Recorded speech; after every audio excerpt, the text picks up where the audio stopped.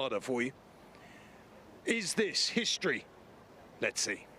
And they're off and racing. 6 runners jump out okay, although Prisha just taking time to warm up. Back of the field, just a little bit slower away than the others. Five Towns also occupying a rear position early as they head through the first furlong and a half or so. The outsider of the lot, Transfer Affection, has come through to show out in front from Purple Love in second place.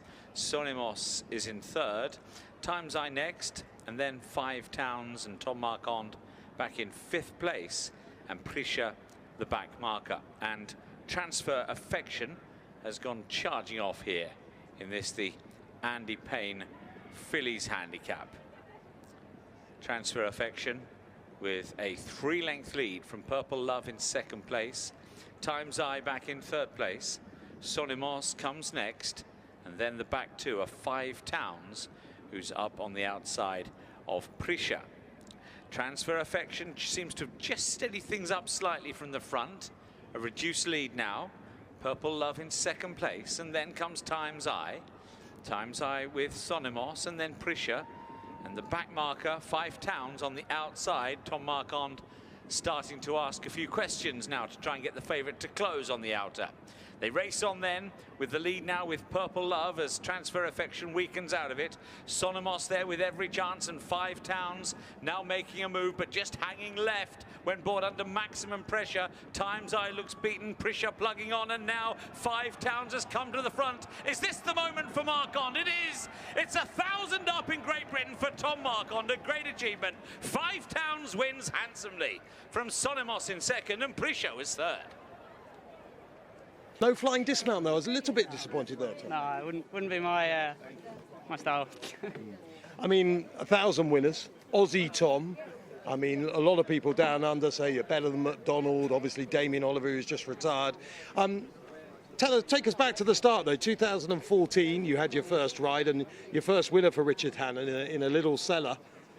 At that stage, were you the kind of bloke who were always thinking, I'll go to the top of this game, or were you someone thinking, this is just fantastic, I've just won a race? No, I'll be honest, it's probably a bit of both. Like I'd have been guilty of probably being naive enough to think that like that was the start of what I hope would be to come, and I never, I suppose at the time I never really doubted it, but racing sadly isn't that kind and throws a few bumps in the road. But look, it's been obviously been a fantastic few years, and as you said, my first winner was for Richard Hannon, and that was obviously my sort of my place for the first couple of years of my career, and now with William Memorial, it's been fantastic. And look, so many trainers in between, like even Richard Price coming and got my saddle a minute ago, and like you know, people like that I rode a lot for as apprentice. There's been a good few, and yeah, it's been fun, obviously. The step to joining William Haggas, though, has changed things a little bit. He gave you your first Group 1 success. You're now, of course, also a classic winning jockey in a ledger, although not for William. Just that first meeting with William, how did that come about? Or was it a phone call? How did that all happen? Yeah, to be honest, it was quite a slow sort of phase in. Obviously, like I said, I was with Richard Hannon, and I lost my claim, and I suppose you know, I was very fortunate. I never went through a barren spell, but there was quieter periods, and that's when William started using me. And yeah, to be honest, I was very fortunate. The job sort of materialised, and then a Dave jumped on the scene just before COVID, and that doesn't feel like too long ago, but it was well, probably three and a half years, nearly 4 years. So yeah, look, that was my lucky break into the sort of the next steps. Of course, William always gets quite annoyed with people like me who say, oh yes, Haggas, he's married to the daughter of Lester Piggott. But as a jockey, when the daughter of Lester Piggott thinks that you're quite good, I mean, for me, that would almost be the ultimate. I mean, if Maureen Haggas thinks you're up to being the Haggas stable rider, that must mean something. Yeah, I mean, it's yet to be confirmed.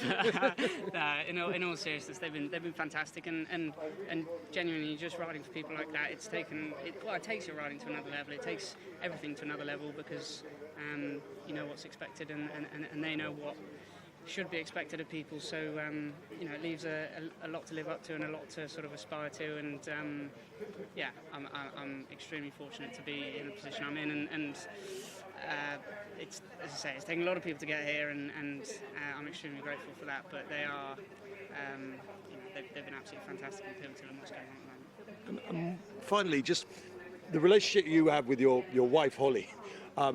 It's kind of a fairy tale in racing circles, I think, your story, and obviously unusual for the rest of us to have these two jockeys married who are doing so well. But that Richard Hannon start very much interlinked with Holly as well, didn't it? Yeah, massively so. Actually, her dad actually got me the job at Richard Hannon's before he went and got her a job at Richard Hannon's. So he was apprentice there, or conditional there, well, apprentice and conditional, sorry, should I say, back a good while ago. I won't say what year. But yeah, look, it all started from pony racing then there, and it's been a long road, but it's yeah, it's all been working out pretty good. And presumably now you just want the next 1,000, yeah? Yeah, look, it's Greed is everything in this game. greed is everything, absolutely. Look, if you're not hungry, there's no point going racing, and yeah, I'm hungry for a bit more.